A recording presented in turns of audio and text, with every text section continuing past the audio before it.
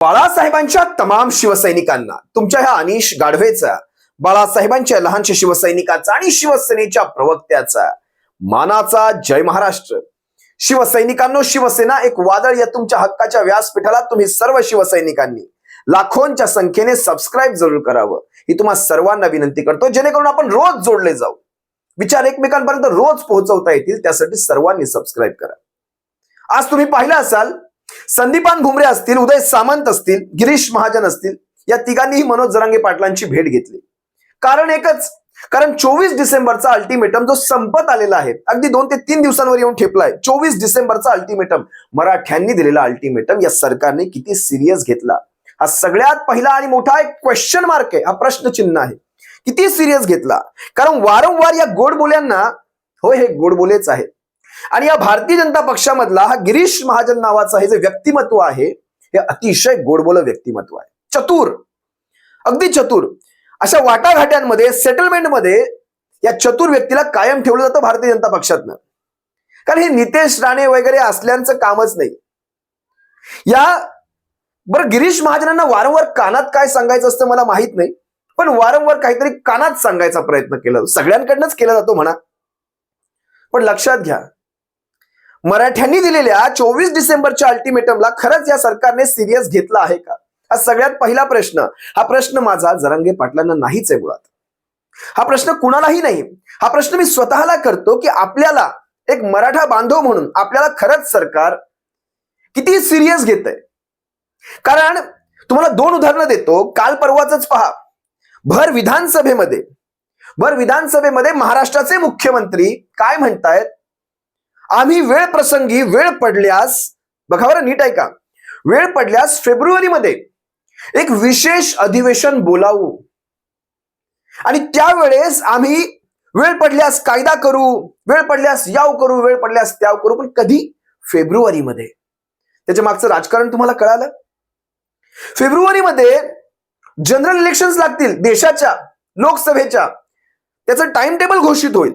महाराष्ट्राच्या विधानसभांचे निवडणुकांचं time table घोषित होईल. आचारसंहिता लागेल.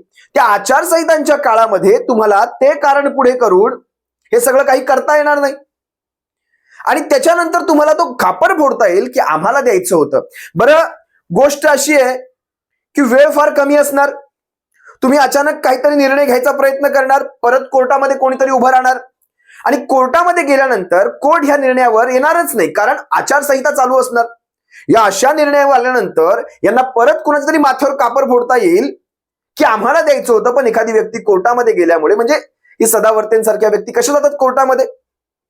जातात की सोडल्या जातात हे तुम्ही ठरवायचंय. ही सदावर्तेंसारखी माणसं नेमकी कुणाची आहेत? कुणी यांना सांभाळलेलं आहे?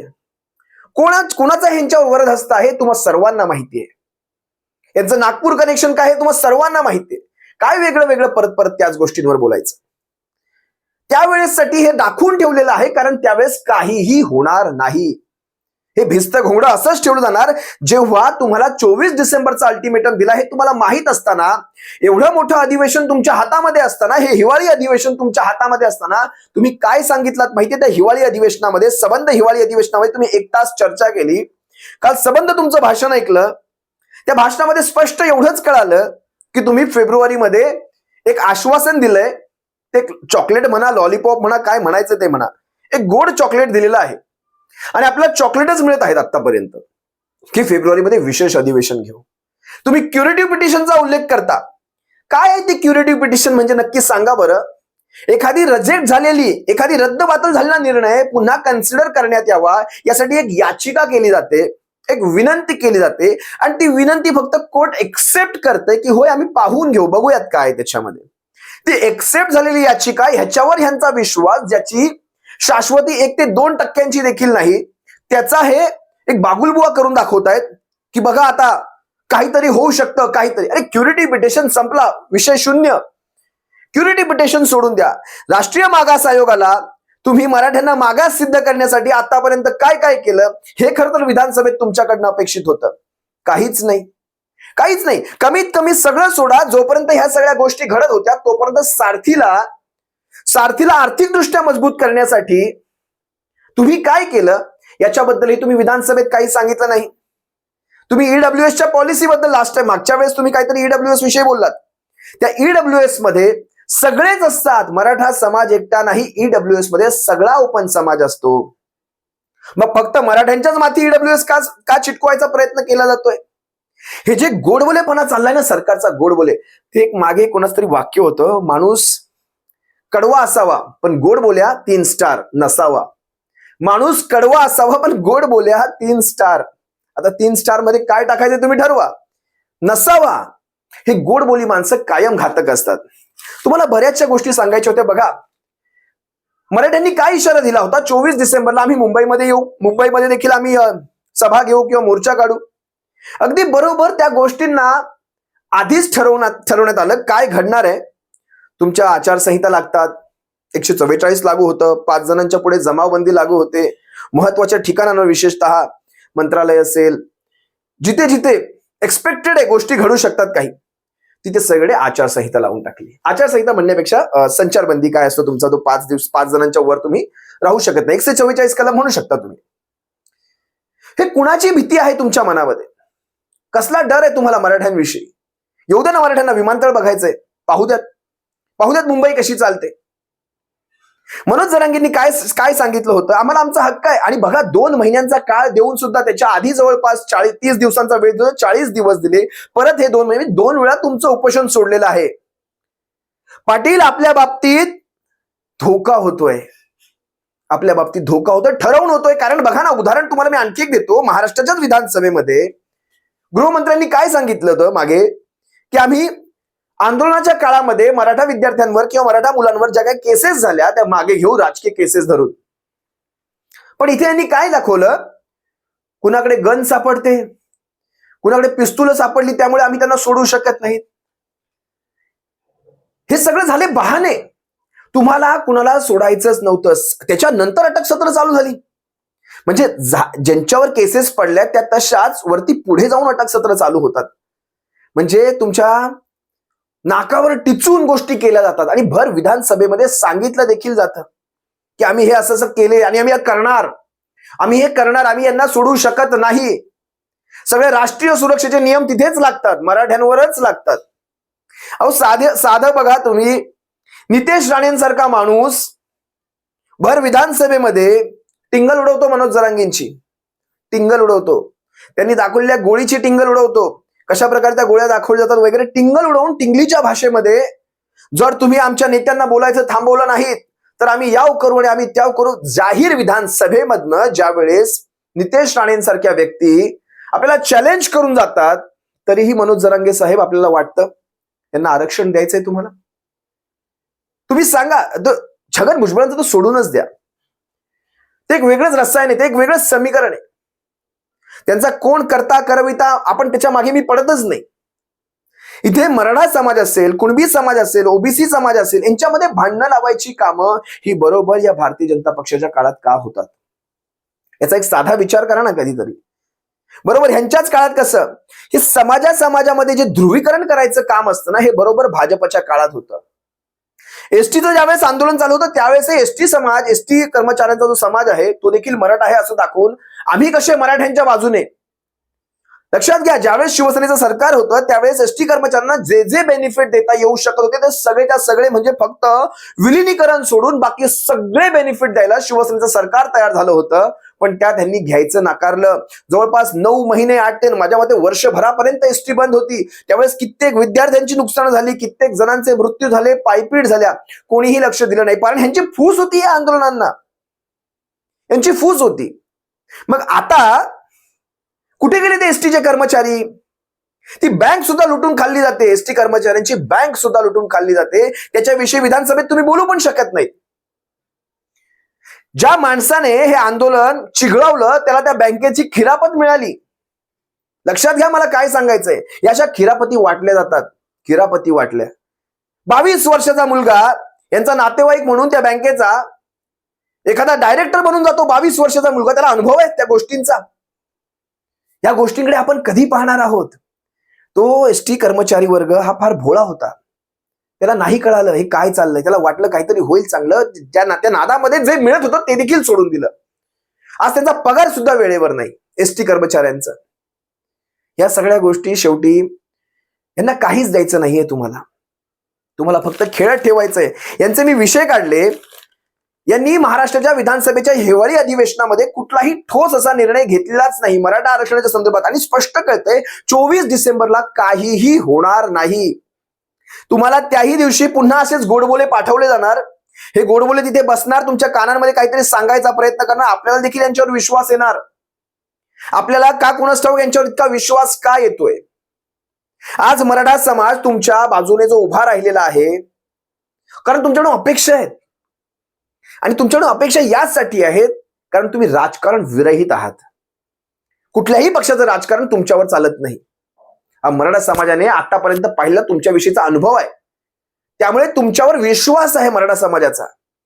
तो समाजाचा विश्वास तुमच्या पाठीशी आहे, त्यामुळे समाज तुमच्या पाठीशी आहे. तुम्ही जाताय, तुम्हाला तुमच्यासोबत सेल्फी काढण्यासाठी, तुमच्यासोबत फिरण्यासाठी लाखोंचा समाज येतोय. स्वतःच्या गाड्यांमध्ये स्वतःचं पेट्रोल घालून येतोय. वेळप्रसंगी स्वतःच्या बागा उजाड करून त्या वाहनांच्या पार्किंगसाठी असेल, त्या सभेंसाठी असेल, आपली शेतं, आपली वावरं मोकळी करून देतोय, सपाट करतोय, उभं पीक सपाट करतोय. कारण आज नाही तर भविष्यासाठी, आपल्या पिढ्यांसाठी कुठतरी हे निर्णय एक फायद्याचे ठरणार आहेत. मराठा समाजासाठी म्हणून, समाज म्हणून मराठा समाज तुमच्याकडे पाहतोय. याचा अर्थ असा नाही की आपण कोणीतरी सेलिब्रिटी आहोत, त्यामुळे आपल्या असं काहीही नाही. आपण सारे सर्वसामान्य आहोत, पण सारेच्या सारे तुमच्या मागे यासाठी उभे राहतात कारण समाज तुमच्याकडे निष्पक्ष भावनेतून पाहतोय. जोपर्यंत ती भावना कायम आहे तोपर्यंत समाज पाठीशी उभा राहील. काही गोष्टी असतात, शेवटी कसं असतं, आपण समाजाची काहीतरी देणे लागतो कुठेतरी, त्यातून निष्पक्षपणातूनच त्या गोष्टी घडून शेवटी कुठे ना कुठेतरी एक तडजोडी व्हायला हव्याच. कुठेही जास्त तुटेपर्यंत ताणायचं नसतं. पण डील वारंवार अशा प्रकारे दिली जाते की जिथे गरज नसते. हे असले गोडबोले, यांना ह्यांची एंटरटेनमेंट कशासाठी करायची? आपल्याला स्पष्ट कळतंय, आपण 2 महिन्यांची मुदत दिल्यानंतर सुद्धा आपल्याला ठोस काहीच. कारण बघा तुम्ही, जवळपास त्यांनी 58 लाखांचा जो नंबर सांगितला विधानसभेमध्ये, 58 लाख पुढे मागे असतील नंबर, का चुकतील कदाचित, 55-58 लाखांचा जो काही नंबर सांगितला त्यातले मराठवाड्यातले खरंच किती आहेत? 30,000 देखील मराठवाड्यातले नसतील. मग हे बाकीचे जे त्यांनी दाखवल्या नोंदी, त्यांच्याकडे आधीपासूनच कुणबी प्रमाणपत्र होती, त्यांचा ऑलरेडी कुणबी मराठा असा समावेश होता. मग त्यांना नवीन प्रमाणपत्र वाटून तुम्ही नेमकं काय साध्य केलात? खऱ्या अर्थाने मराठवाडा असेल, तुम्ही बीडमधून किती मराठ्यांच्या नोंदी झाल्या? जरा आकडेवारी जिल्हा वाईज द्यावीच तुम्ही जरा. अजूनपर्यंत 10% सुद्धा गावागावांमध्ये ह्यांची माणसं पोहोचली. 10% पण मी खूप जास्त सांगतो. शहरांचं तर सोडूनच द्या, अजून शहरांपर्यंत हे पोहोचले पण नाहीत. आणि जर ज्या वेगाने हे करतायत, जो त्यांचा वेग आहे सध्या, तो पाहता पुढची 20 वर्ष ह्यांना फक्त नोंदी घ्यायला जातील. 20 वर्ष लागतील ह्यांना, ज्या वेगाने हे करतायत. 10% पण मी खूप जास्त सांगितलं नोंदी. म्हणजे ज्यांची खऱ्या अर्थाने, तुम्ही बीडचा आकडा सांगा, तुम्ही जालन्याचा आकडा सांगा, तुम्ही संभाजीनगरचा आकडा सांगा, मराठवाड्यातले आकडे जरा जिल्हा वाईज सांगाच. ज्यांच्याकडे आधीपासूनच नोंदी आहेत त्यांच्या नोंदी घेऊन तुम्ही करणार काय? वेगळं काय करताय? कित्येक गावांमध्ये अजून देखील पोहोचलेले नाहीये. बरं, त्यात तुमचं आई आहे की वडील आहेत इथपासून तुमचं चालू झालं. म्हणजे स्त्रीकडून तुम्ही वंशावळ पाहताय, सगळे सोयरे पाहताय, किती भाऊकी पाहताय, स्त्रीकडून नाही पुरुषाकडनं. मग स्त्री पुरुषाचा जर भेद करणार असेल तर किती फाटे फुटणार आहेत? शेवटी उगमस्रोत ही स्त्रीच असते प्रत्येकाचा. आता तिला आईच्या बाजूने बघावं, वडिलांच्या बाजूने बघावं. कित्येक जणांची तर प्रश्न असा असतात, मामाची मुलगी केल्यानंतर काय करावं? मग कुठून पाहायचं? मग तिथून होणार आहे का? तिथून तुम्ही पकडणार आहात का? किती ह्या गोष्टीमध्ये कॉम्प्लिकेशन्स आणून ठेवले तुम्ही. वंशावळमध्ये तिथे प्रॉब्लेम केले, सगळे सोयरे चालू झाले, आता भाऊकी चालू झाली. नेमकं काय चाललंय या सगळ्यामध्ये? सगळ्याचा अशा प्रकारे ते देवेंद्र फडणवीसाचं कायम एक वाक्य मला वारंवार आठवतं, तुम्ही लोकांना कन्व्हिन्स करू शकले तर तुम्ही लोकांना कन्फ्युज करून सोडा. बस एवढंच करा, बाकी लोक आपसामध्ये झुंजत राहतील. आणि ही खूप चांगली चाल फडणवीसांची इथून येत असते. बरं, खूप चांगली चाल आहे. त्यामुळे पाटील, आपण फसवले जातो. एकंदरीत मला फक्त एवढंच वाटतं, तुम्ही एक छान डायलॉग मारला होता, मी तुमची ती मुलाखत ऐकली. एक घर मोठं केलंय, दरवाजा पण मोठा केलाय. म्हणजे आधी घर छोटं होतं, दरवाजा छोटा होता. आता तुम्ही काय केलंय? घर मोठं केलंय, दरवाजा पण मोठा केलाय. पण कोयंडा जो आधी लावला नव्हता तो आताही लावला नाही. अजूनही कोणी येतंय, कोणी जातंय. म्हणजे फरक काय पडला आम्हाला? तुम्ही घर मोठं केलं, दरवाजा मोठा केला, पण कोयंडा नाही, कडी नाही. कोणी येतंय, कोणी जातंय. त्यामुळे तुम्हाला ही गोष्ट लक्षात येते असं एकंदरीत आम्हालाही वाटतंय, पण पाटील आपल्याला गुंडाळलं जातंय, एवढंच मला ह्या सगळ्यातून दिसतं. जास्त काही या विषयावर बोलत नाही. मराठा समाज सुज्ञ आहे. एक मराठा बांधव म्हणून एक कळकळ वाटते. ती एक समाजाविषयी आपली एक असते ना, आस्था असते ती. जेव्हा याच्यात राजकारण दिसतंय आणि आम्हाला स्पष्ट दिसतंय ना याच्यामध्ये काय चाललंय, पुढचे 2 महिने काय हे आणखी म्हणतायत ना, फेब्रुवारीमध्ये हे होईल, मागास आयोगाचा अहवाल येईल, गायकवाड समितीने काय केलं, राणे समितीने काय केलं, आता शिंदे समिती काय करते. कुठलीही समिती काहीच करत नाहीये. समित्या फक्त आपल्याला खेळवतात आणि आपण खेळले जातो, एवढंच मला दिसतं. तुर्तास तुम्हाला एवढंच सांगतो पाटील, 24 तारखेला काहीच होणार नाही. ना तुम्ही मुंबईत येत आहात, ना हे 24 तारखेला आपल्याला काही करू देतील. हे अडकवणार. आणि बरोबर आता काय करणार माहितीये, कोरोनाचा नवीन व्हेरियंट आलेला आहे, त्यामुळे 24 तारखेला कुठेही आंदोलन होऊ शकत नाही, कुठल्याही आंदोलनाला परवानगी नाही. लिहून घ्या पाटील. कोरोनाच्या नावाखाली सुद्धा आता आपल्याला घाबरवतील आणि कोरोनामुळे कशी लोक कमी येतील याची भीती लोकांमध्ये घातली जाईल. कोरोनाचा व्हेरियंट आलेला आहे, बऱ्याच शक्यता आहेत, बऱ्याच. तुमच्यासाठी सगळीकडनंच आपल्या फिल्डिंग लागल्यात. कोरोनामध्ये फिल्डिंग लागेल. फिल्डिंग तुम्हाला 144 मुळे लावतील. त्यानंतर असे गोडबोले पाठवून आंदोलन जागेवर स्टॉप करायचा प्रयत्न होतील. तुर्तास तुमची रजा घेतो. मराठ्यांनो, एक मराठा बांधव म्हणून, एक तळमळ म्हणून ज्या गोष्टी मी तुमच्या सर्वांसमोर मांडत असतो, एक आरसा ठेवायचा प्रयत्न करतो. ज्या गोष्टी चालल्या त्याचा आरसा ठेवायचा प्रयत्न करत असतो. बाकी विशेष असं काहीच नाही. तुम्हा सर्व शिवसैनिकांची मराठा बांधवांची रजा घेतो. एक मराठा लाख मराठा. तमाम शिवसैनिकांचे, मराठा बांधवांचे मनापासून आभार. जय हिंद, जय महाराष्ट्र.